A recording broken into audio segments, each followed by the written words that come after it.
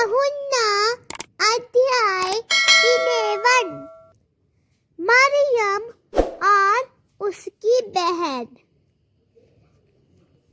Martha के नगर बैथनिया में लाजर नाम एक मनुष्य बीमार था। 2 यह वही मरियम थी जिसने प्रभु पर इत्र लगाया और उसके पाँव को अपने बालों से पोंछा था, जिसका भाई लाजर बीमार था। 3 इसीलिए उसकी बहनों ने उसके पास कहला भेजा कि हे प्रभु, देख, जिससे तू प्रेम रखता है वह रोगी है। 4 यीशु ने यह सुनकर कहा, यह बीमारी मृत्यु की नहीं, परंतु परमेश्वर की महिमा के लिए है, कि उसके द्वारा परमेश्वर के पुत्र की महिमा हो। ऐसा ही है दोस्तों। 5 यीशु मार्था और उसकी बहन और लाजर से प्रेम रखता था। 6 जब उसने सुना कि वह बीमार है तो जहाँ था वहीं 2 दिन तक रहा। 7 इसके बाद उसने अपने चेलों से कहा, आओ हम फिर यहूदिया को चलें। 8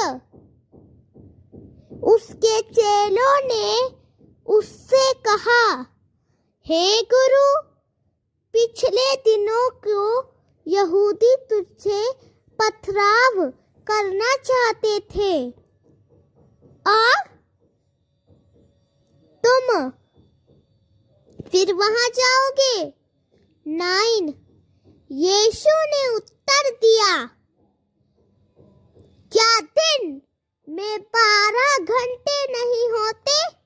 यदि कोई दिन में चले तो ठोकर नहीं खाता, क्योंकि वह इस जगत की ज्योति देखता है। 10 परंतु यदि कोई रात को चले तो ठोकर खाता है, क्योंकि उसमें उजियाला नहीं। 11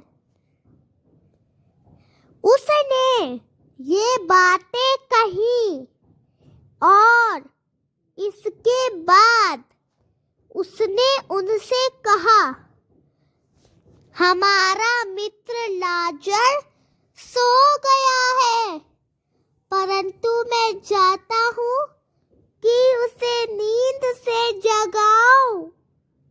12 तब उसके चेलों ने कहा, हे प्रभु, यदि वह सोएगा तो अच्छा करेगा। 13 तो भी यीशु ने उसके मरने की चर्चा की थी, परंतु उन्होंने समझा कि उसने नींद में विश्राम लेने की बात कही है। 14 तब यीशु ने उनसे साफ साफ कहा, लाजर मर गया है। 15 और मैं तुम्हारे कारण आनंदित हूँ कि मैं वहाँ ना था, जिससे तुम विश्वास करो। तो भी आओ हम उसके पास चले। 16 तब थोमा ने, जो दिदुमुस कहलाता है, अपने संगी चेलों से कहा, आओ हम भी उसके साथ मरने को चले। 17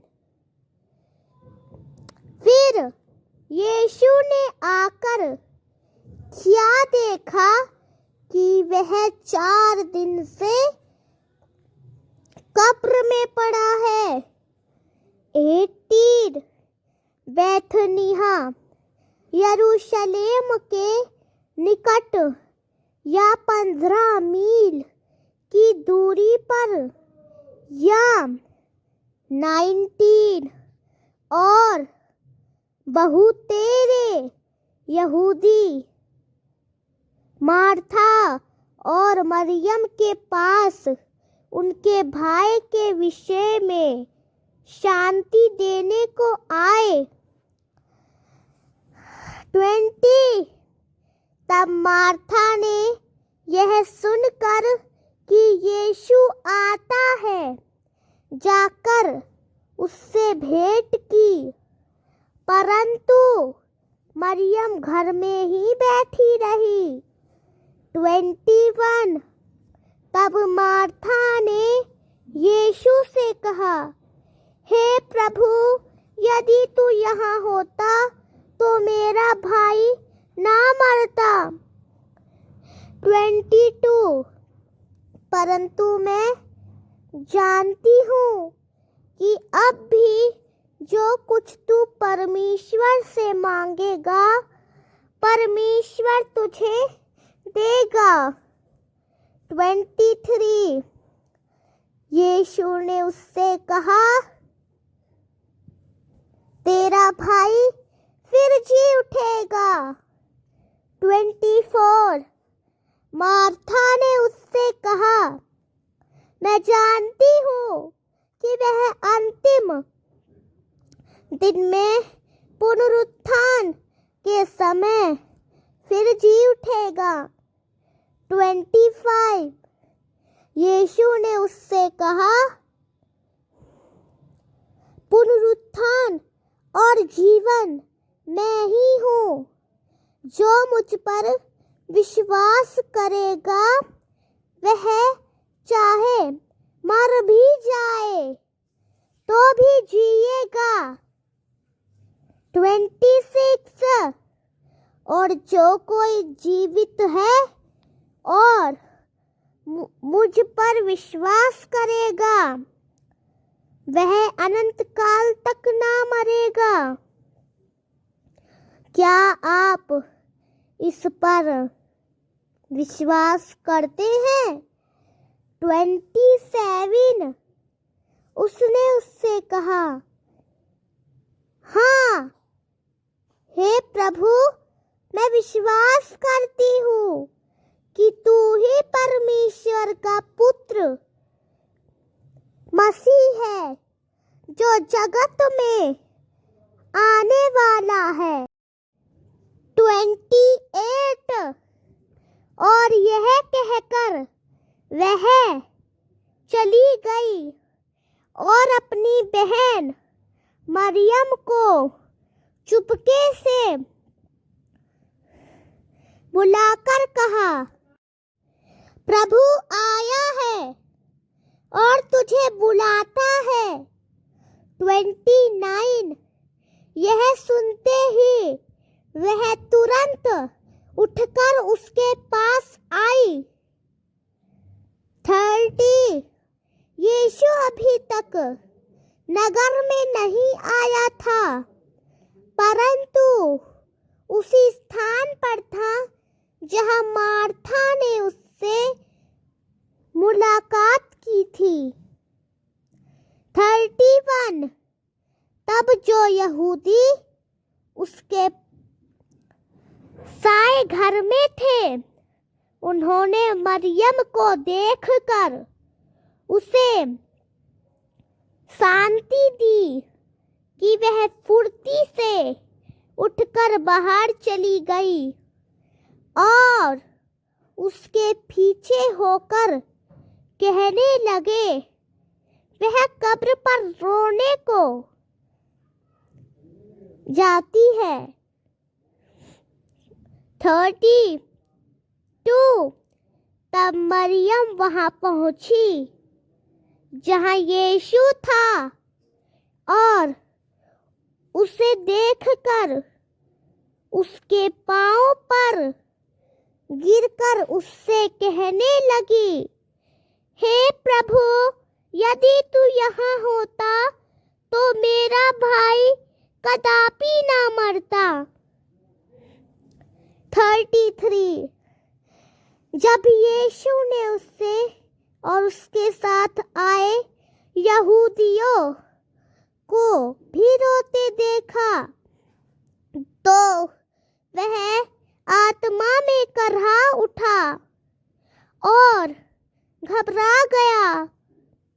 34 और कहा, तुमने उसे कहाँ रखा है? उन्होंने उससे कहा, हे प्रभु, आकर देख ले। 35 यीशु रोया। 36 तब यहूदियों ने कहा, देखो वह उससे कैसा प्रेम रखता था। 37 और उनमें से कितनों ने कहा, क्या यह पुरुष जिसने अंधों की आंखें खोली नहीं कर सकता था कि यह पुरुष ना मरता? 38 इसीलिए यीशु फिर मन ही मन करहाता हुआ कब्र पर आया। वह एक गुफा थी और उस पर एक पत्थर पड़ा था। 39 यीशु ने कहा, पत्थर को हटाओ। उस मरे हुए की बहन मार्था ने उससे कहा, हे प्रभु, अब तक तो उससे बड़ी दुर्गंध आने लगी है, क्योंकि उसे कब्र में मरे हुए 4 दिन हो गए। 40 यीशु ने उससे कहा, मैंने तुझसे नहीं कहा था कि यदि तू विश्वास करेगी तो परमेश्वर की महिमा को देखेगी। 41 तब उन्होंने उस पत्थर को उस सियान से उठा लिया जहां मुर्दा रखा हुआ था और यीशु ने आंखें उठाकर कहा, हे पिता, मैं तेरा धन्यवाद करता हूँ कि तूने मेरी सुन ली है। 42 और मैं जानता था कि तू सदैव मेरी सुनता है, परंतु जो लोग पास खड़े थे उनके लिए मैंने यह कहा कि वे प्रतीति करें कि तू ही ने मुझे भेजा है। 43 और उसने यह कहकर ऊंचे शब्द से चिल्लाकर कहा, हे लाजर, निकल आ।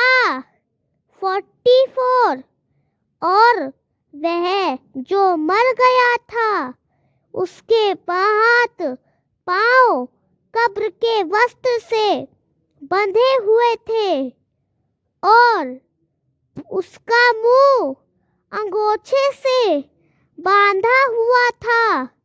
वह बाहर निकला। यीशु ने उनसे कहा, उसे खोल दो और जाने दो।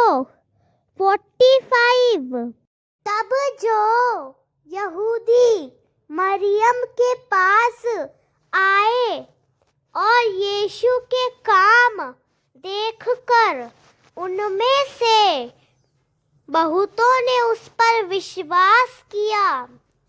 46 परंतु उनमें से कितनों ने फरीसियों के पास जाकर यीशु ने जो कुछ किया है उसका वर्णन किया।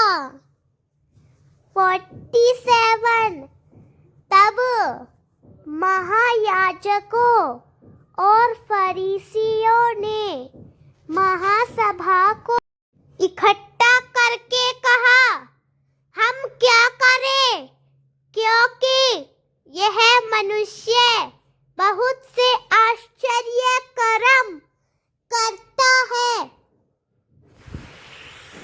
48 यदि हम उसे यूं ही छोड़ दें तो सब लोग उस पर विश्वास करेंगे और रोमी आकर हमारा स्थान और जाति दोनों छीन लेंगे।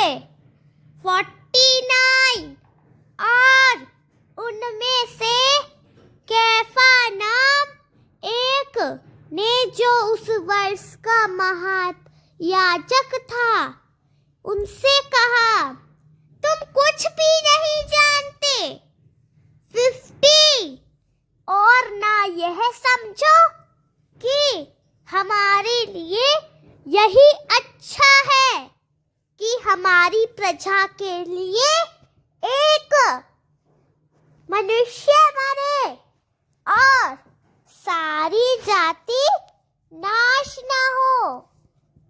51 और यह उसने अपनी ओर से नहीं कहा, परंतु उस वर्ष का महायाजक होकर भविष्यवाणी की कि यीशु उस जाति के लिए मरेगा। 52 और न केवल उस जाति के लिए परंतु इसीलिए भी कि परमेश्वर की जो संतान इधर इधर तितर बितर हो गई है उनको भी एक करके इकट्ठा करे। 53 तब उस दिन से वे उसे मार डालने की सम्मति करने लगे।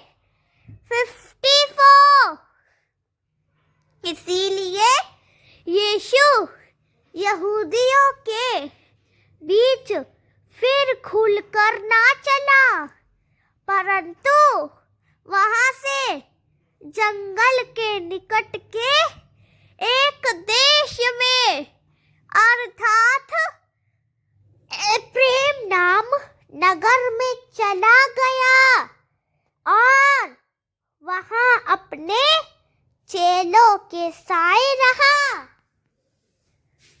55 और यहूदियों का फसा निकट था और बहुत से लोग फसे से पहले अपने आप को शुद्ध करने के लिए देश से यरूशलेम को चले गए।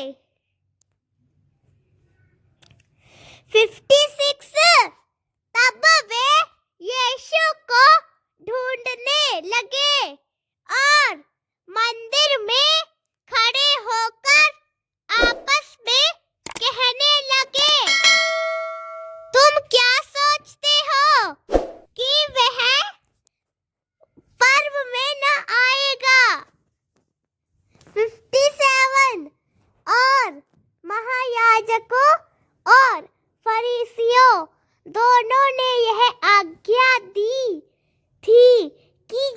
कोई जाने कि वह कहाँ है तो बताए कि उसे पकड़ ले। आमीन। अगर आपको ये वीडियो पसंद आया हो तो आप इस वीडियो को लाइक करें और हमारे चैनल पवित्र यीशु 97 को सब्सक्राइब करें और प्रभु की महिमा के लिए आमीन या हालेलुया जरूर लिखें। Thank you.